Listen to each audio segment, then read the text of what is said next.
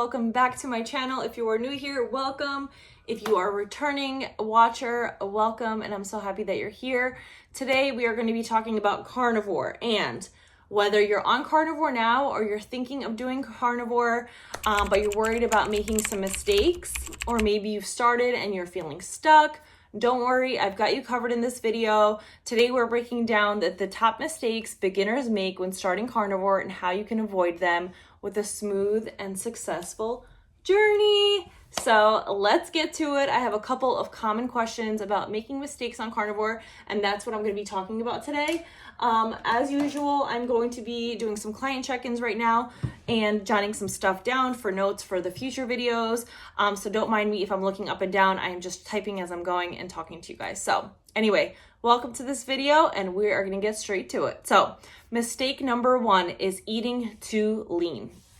I know when transitioning to carnivore, it is super hard to think the amount of fat you're going to be eating. And it's so common to think that you're going to be eating chicken and fish and you're going to eat lean and you're going to add a little bit of butter to it. But the problem and biggest mistake people make is eating too little fat, and you're trying to eat too lean of meats and only stick to that, and you're not getting enough fat into your daily intake. So the problem is that many people do focus on eating lean meats like chicken or sirloin steak, which can actually lead to fatigue and hunger due to the insufficient amount of fat intake, like I just said. So why is this an issue? On the carnivore diet, fat is your primary energy source. So by replacing it with carbs, you need to get more fat in. When you're not eating carbs and you're just sticking to protein and fats, you need to eat a lot of fat.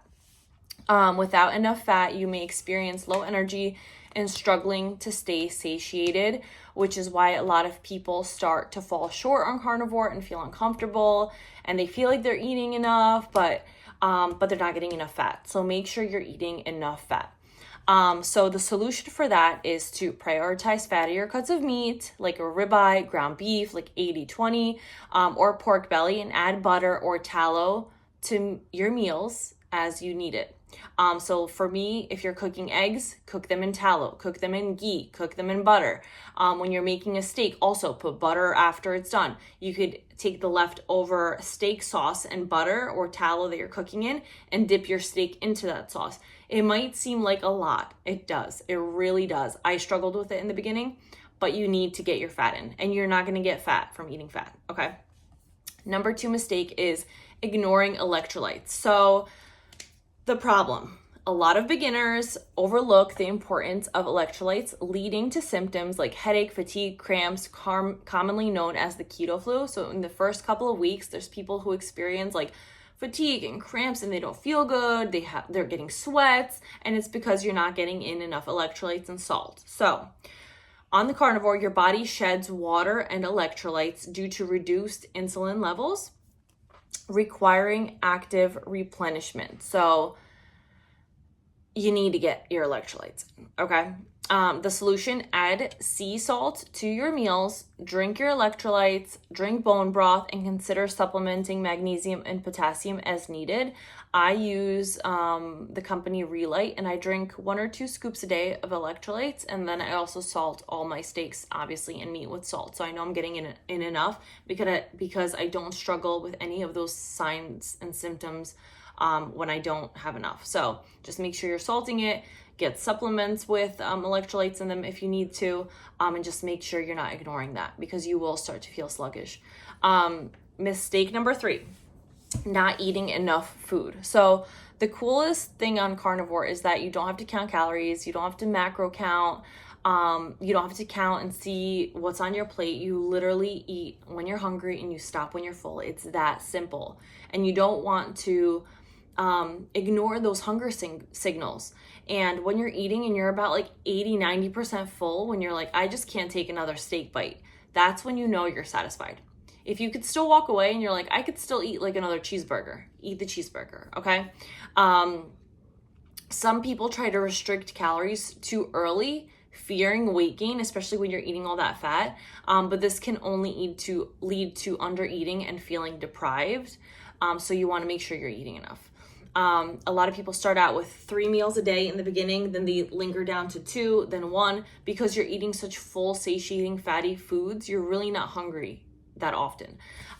So your body needs to adapt to burning fat as its primary fuel source. So cutting calories too soon could lead to low energy and hunger pings, which means like you're just hungry all the time, and then you're going to be angry and you're not eating enough. So make sure you're eating. If you're hungry, you eat. If you're hungry, you eat. When you're full, you stop. It's that simple. So eat until you're comfortably full, focusing on nutrient animal foods, and trust your body to regulate in hunger over time. So whenever you're hungry, eat, and just go by those hunger signals that your body's telling you. Mistake number 4, overthinking the transition to carnivore. So beginners often feel overwhelmed by the rules and fear they're not doing it perfectly, which is totally normal. But stressing over the process can lead to burnout and frustration, and thinking that everything has to be perfect can only make it worse. So if you're transitioning from any other diet, don't have to do it like cold turkey straight off the bat, like I'm only eating steak every day. Transition in. Start taking away vegetables. Start just packing on your plate with more meats, more animal-based food. Cook more eggs, make sausage, make bacon, any of those things. And just start transitioning slowly if you have to. So you don't want to get burnt out. There's so many different choices. Make chicken wings, make pork belly, make lamb chops, make steak with bacon for breakfast, make short ribs, make lamb rack, like whatever, cheeseburgers. Keep it simple. Start with the basics, like steak, eggs, bacon, and you can refine and experiment as you go and see what's working for you, not working for you. When we first started, we were making chicken, we were making fish, excuse me. We were making chicken, we were making fish, we were experimenting with so many different foods. And then after a while, you start to just crave that red meat. You start to just crave the eggs, the bacon, the butter, and the steak, and some cheeseburgers, and like so much more minimal and simple. So just experiment. It doesn't have to be perfect. It does not have to be perfect. Mistake number 5, lack of preparation. So starting without a plan,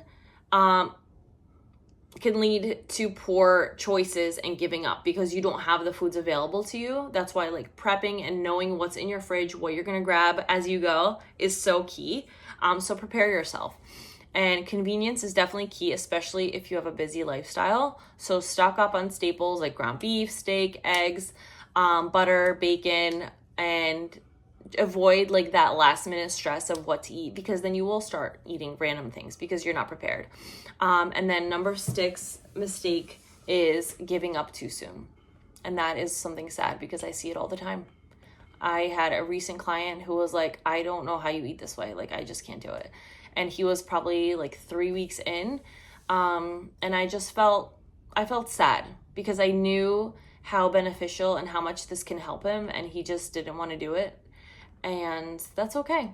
It's okay. But I had a couple people that were just like, I definitely can't eat like that. It's so restrictive. I'm stressed out, blah, blah, blah. And it just sucks. But some people quit during the first few weeks due to the adaptation symptoms like the fatigue, diarrhea, cravings, and these symptoms are temporary as your body adjusts to this new way of eating. So it just takes time and consistency and just trusting the process. So the solution for this, like I said, is just trust it, be patient. Most symptoms resolve within a few weeks, and just focus on staying hydrated, electrolytes, and staying with those consistent meals, and you will start to see the differences, and you'll be happy that you stuck with it. So if you've been making any of these mistakes, don't worry, you're not alone. Remember, carnivore is a journey. It's not a sprint to the finish line. It is a lifestyle. It's not a yo-yo diet. It's not a fad. And I would love to know in the comments below, what mistakes have you made or things that you wish you knew before you started carnivore? Let me know in the comments below. And if you found this video helpful, give it a like, give it a thumbs up, share it with a friend. Don't forget to subscribe. And I will be sharing more carnivore tips and tricks and facts. Until next time, stay healthy, keep thriving, and I will see you guys on the next video. Bye.